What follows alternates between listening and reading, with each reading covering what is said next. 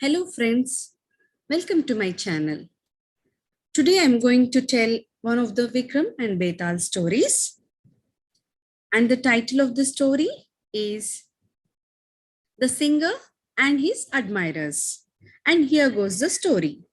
On the request by the sage, our brave king Vikram goes to the cremation ground and finds the tamarind tree on which the corpse was hanging upside down. Then he cut it loose. As soon as the corpse fell to the ground, it laughed loudly with a cackling sound. Then the king realized that it was a ghost. But the courageous king carried the body over his shoulders and started towards his capital. Who are you? He asked the ghost. I am Betal, replied the ghost, and in turn asked Vikram, why and where are you taking me away? A sage has requested me to bring you to him, replied Vikram. Betal did not have any objection to going with Vikram, but he laid down a condition. We have to cover a long distance, and to relieve the tedious walk, I will tell you a story. But you should not utter even one word till we reach the destination. If by any chance you utter anything, I will fly back to the tamarind tree. Do you agree to this? Asked Betal. Vikram agreed to this and silently listened to Betal's story. And here goes the Betal story. In the hilly frontiers of the kingdom of Shripur lived Murlidhar. He would sit on a slab of stone amidst green trees or take position beside a brook and keep singing for hours at a stretch. Any person passing by would stop and listen to him with rapt attention. Even the birds would stop chattering or flapping their wings. Woodcutters saw even wild animals moving closer to him and lazing around him as if they are in a trance.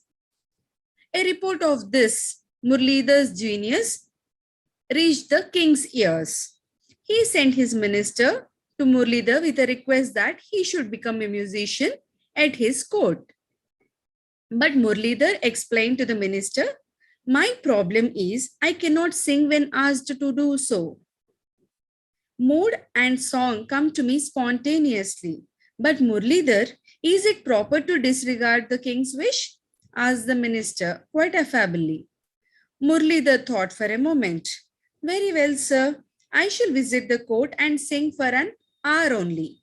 Kindly do not ask me to remain there permanently as a court singer, he pleaded. Call it a success or failure, the minister reported all about his mission to the king. Let us fix a date when he will perform in the court. It should be in the morning, so that he reaches the palace on the previous day and stays as our guest. My wise minister provide him with all the comforts he can dream of and the best food from the royal kitchen. Once he has sampled the kind of life he will live here, I am sure he will agree to become our court singer, said the king. Then the arrangements were made accordingly. Murlidhar was received personally by the king. He was given the best suite in the royal guest house with a dozen servants at his beck and call. He sang in the court in the morning, seated on a carpet knit with gold thread. Damsels stood fanning him. Fragrant water was sprinkled on him and his audience. All sat charmed, listening to him, but he stopped after an hour and nobody could persuade him to sing any longer. The king gave him a handsome reward. Murlidhar, since you sang for an hour at the king's court, why not also sing at my daughter's wedding? His landlord, a nobleman, asked him. Murlidhar obliged the landlord. Thereafter, it became a matter of competition among the noblemen of the kingdom to invite Murlidhar and make him sing. Murlidhar did not disappoint anybody, but nowhere did he sing for more than an hour. One of the noblemen, a powerful feudal lord, announced that if anybody could make Murlidhar sing for more than an hour, he would be rewarded with 1,000 gold coins. Several noblemen, tempted by the offer, tried their best to make Murlidhar sing for a bit longer, but they never succeeded. One day, while returning from a nobleman's house, Murlidhar sat down under a banyan tree in front of a temple. Two persons who sat on the other side of the tree were arguing between themselves about Murlidhar's refusal to sing for more than an hour in anybody's house. One of the two was sure that Murlidhar was arrogant. The other asserted that Murlidhar did so in obedience to some higher principle. But the first man also insisted that Murlidhar was proud. That is why he sang only in the houses of noblemen. Their argument remained inconclusive, and the first man went away. Then the second man suddenly saw Murlidhar and bowed to him. Joy and surprise was writ large on his face. Sir, you look tired. My house is nearby. Why not rest for a while? Proposed the man. Murlidhar looked at the man. His face was quite familiar.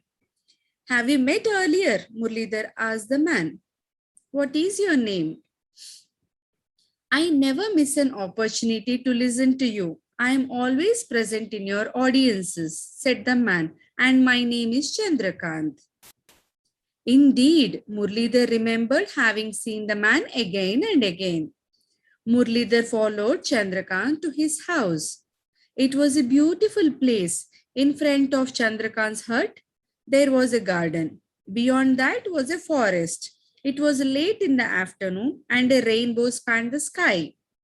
Chandrakant's wife brought some fruits and honeyed milk for his guests, and his sons and daughters prostrated before him. Murlidhar's heart was filled with joy and peace. Can I sing for a while? He asked Chandrakant. Tears started welling in his eyes. Chandrakant said, what greater boon can this poor man's family expect? Murlidhar began singing.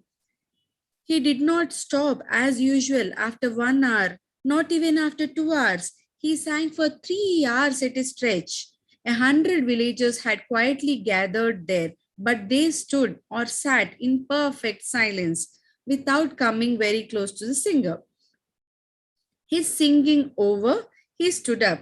Only then did he grow conscious of the fact that he had sung for a very long time. I will see to it that you receive the reward which a landlord has announced, he said, and he proved true to his promise. Now, the Betal paused and then spoke out suddenly. O king, why did Murlidhar sing for 3 hours at Chandrakant's house, whereas he sang only for an hour at other places, where people who appreciated good music had gathered? And why was he keen that Chandrakant received the reward? Was it because he felt flattered? Answer me if you can.